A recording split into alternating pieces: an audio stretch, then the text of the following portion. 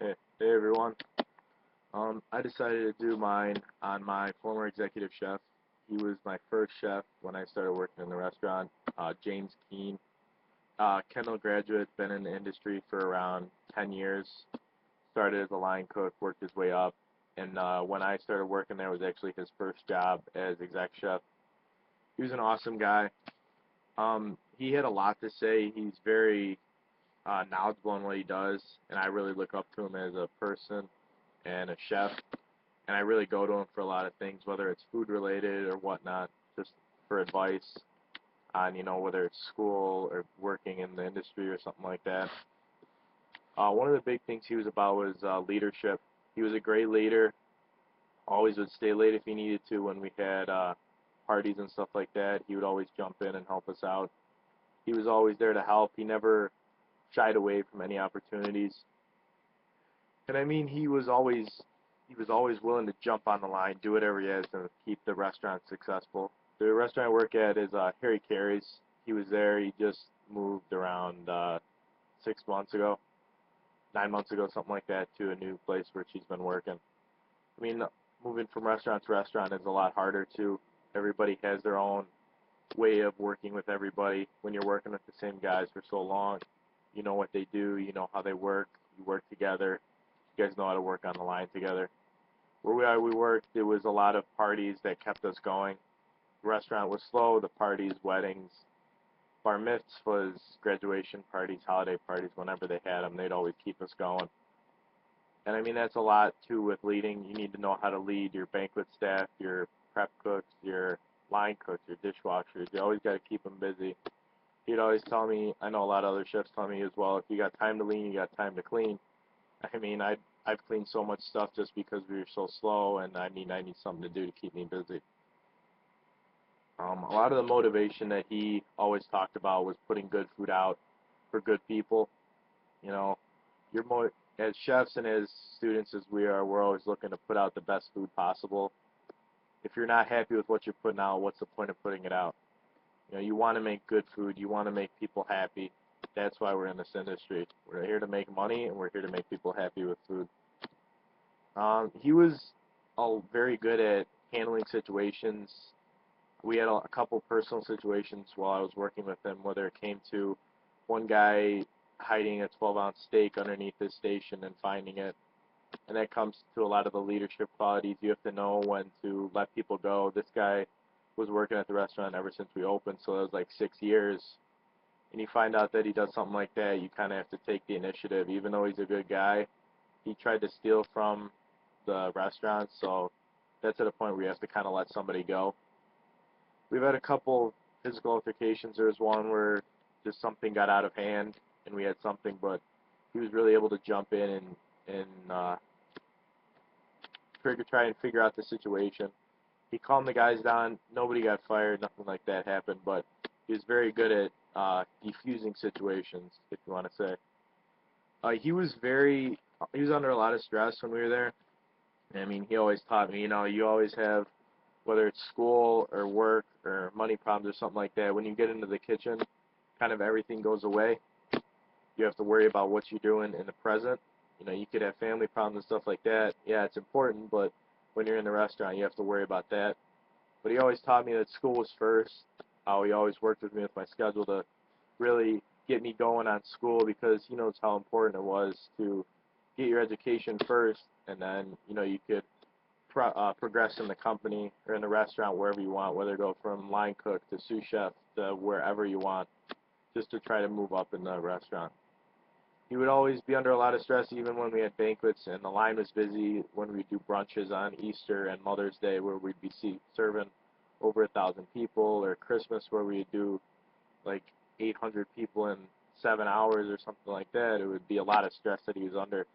But he's very good at managing his time, his work staff. If it's slow, get the dishwasher to come back, peel potatoes, do whatever it is to help it out, to take a little bit of stress off of him and a little stress off of everybody else and spread the work out. That's one of the big things you have to do as a exec chef. You have to know how to manage your staff.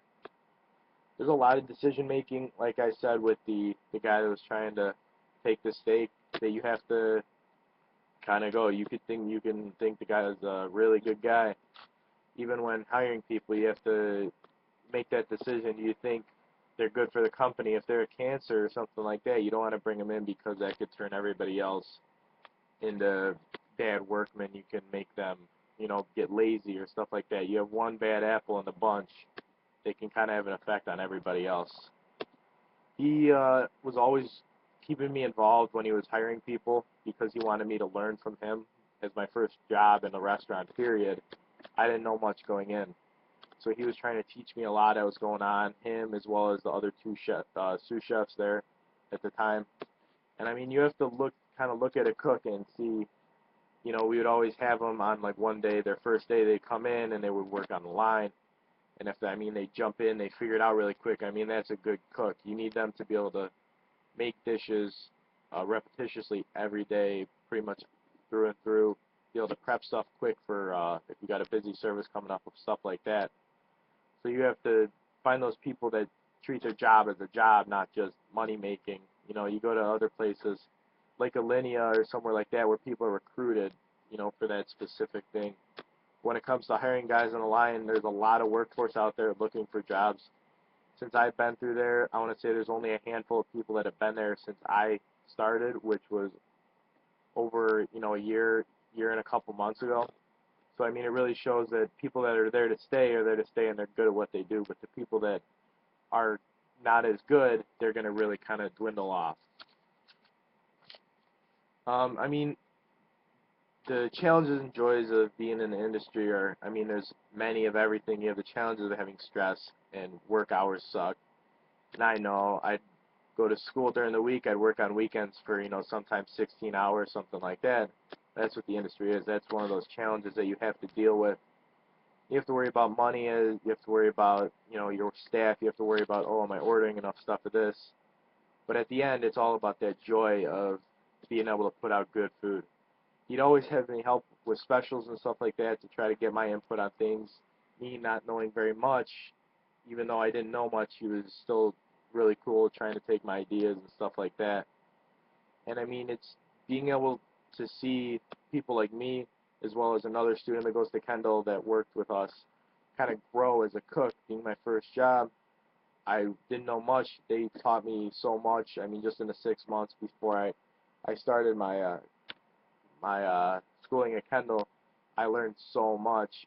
I used to do, fruit trays and cheese trays and stuff like that. It would take me a couple hours to do that, which was really bad because you got so much more to do. But after a while, you just get quicker and quicker, and you're able to put it out a lot quicker and make it look good. And that's really the joy of being in this industry.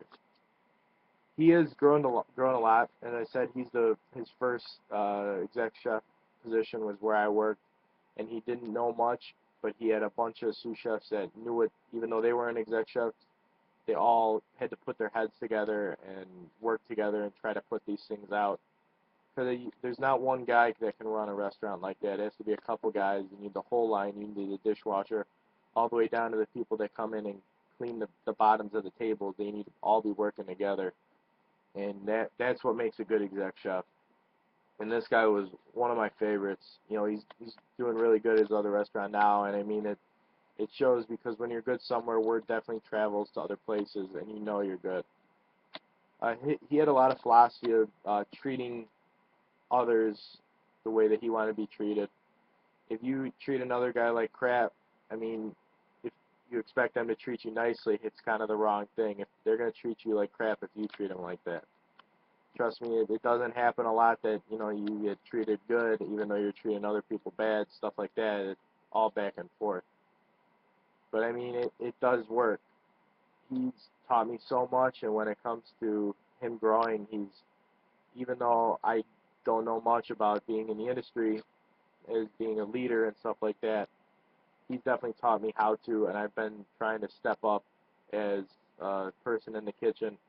People are starting to look up to me just a little bit more each day, even though I'm still the youngest kid in the kitchen. They're trying to, everybody tries to teach me, and I'm trying to listen to everybody else, ask as many questions. One of the first things that those chefs taught me when I went in was really got to be a sponge and ask questions even if you already know the answer to them, and that's what these chefs were telling me. And they he's learned so much, whether it's going from banquets to line cook to anything. He was always willing to jump in, and he really grew as a chef as well as I grew as a cook, just working with him alongside him. One of the best chefs I'll probably ever have, and somebody that I'll always look up to. Thanks for listening to me. Have a good one.